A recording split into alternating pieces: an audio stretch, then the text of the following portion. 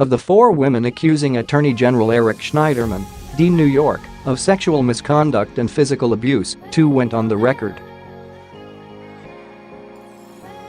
One of those is Tanya Selvaratnam, who was born in Sri Lanka.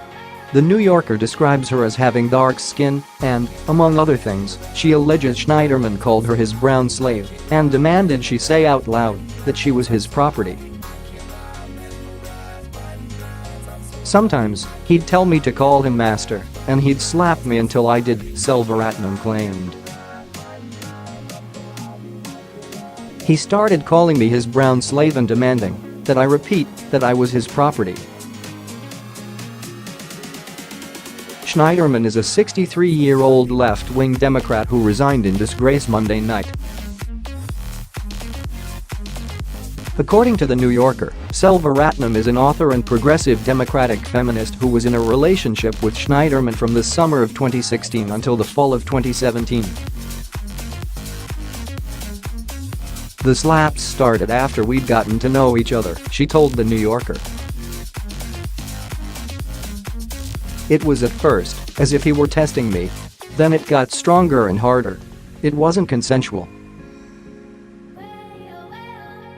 This wasn't sexual play acting. This was abusive, demeaning, threatening behavior.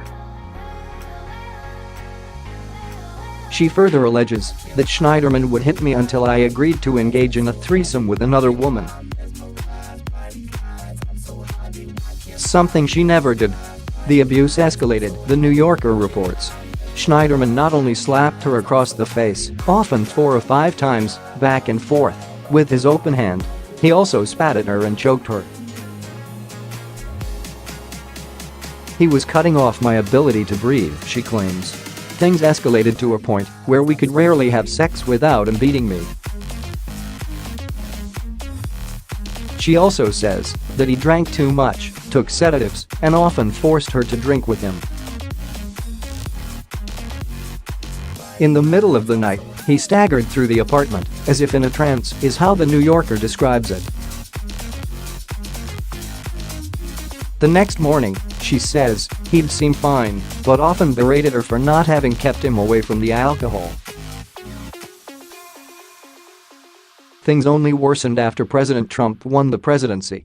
Selvaratnan says that he had counted on forging an ambitious partnership with a White House led by Hillary Clinton.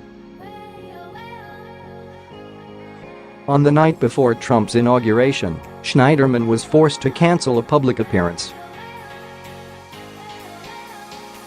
He told me that he'd been drinking the night before he fell down. He didn't realize he'd cut himself and got into bed, and when he woke up he was in a pool of blood, Selvaratnan says. I was scared what he might do if I left him, she claims. He had said he would have to kill me if we broke up on multiple occasions. He also told me he could have me followed and could tap my phone. She finally ended the relationship last fall but says the after effects of the sexual abuse lingered, including ringing in her ears and vertigo.